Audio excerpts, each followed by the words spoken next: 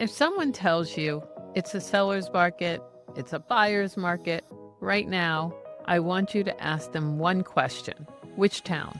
Which street? Which price point?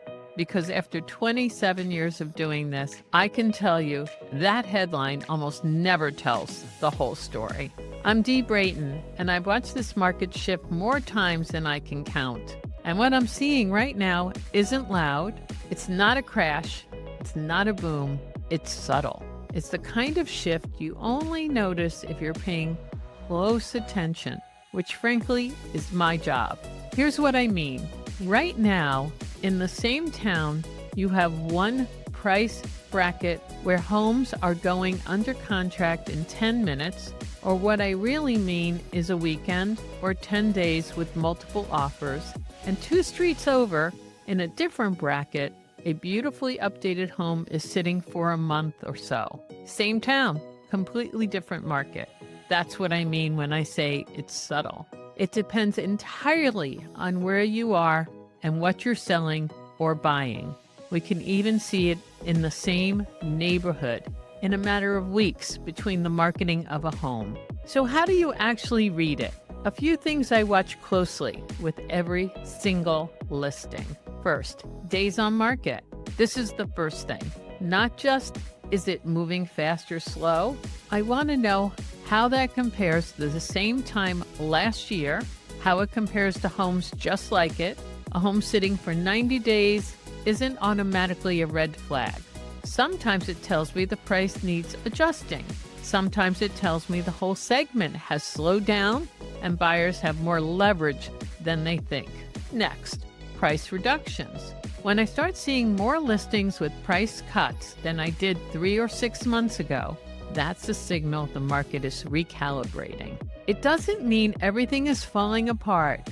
It means sellers who price based on last year's numbers are getting a wake-up call.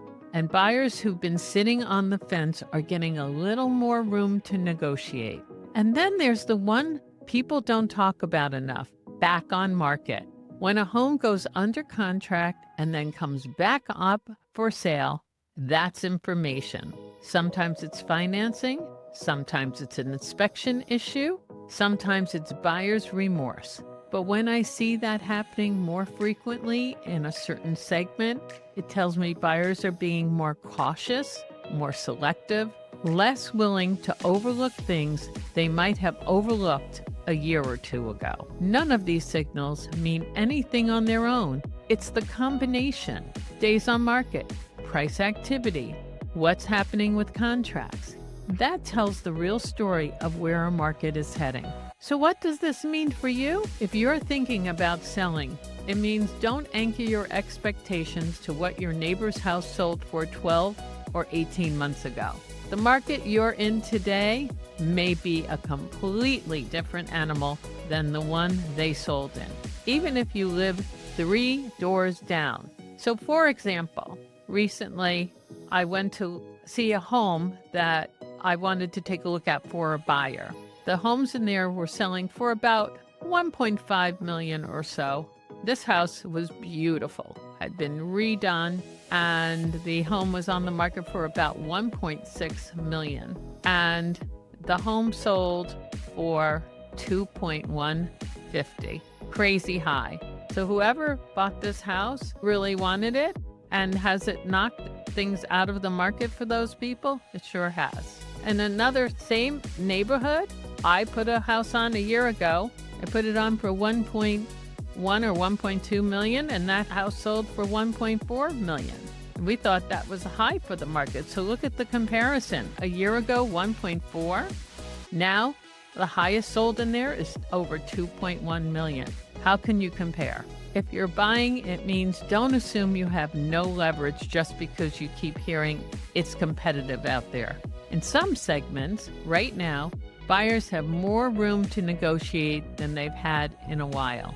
You just have to know which segment you're actually in. This is exactly why I tell people the market isn't one thing. It's dozens of smaller markets happening at the same time in the same town, sometimes on the same street. My job is knowing which one you're actually standing in and building your strategy around that, not around a headline.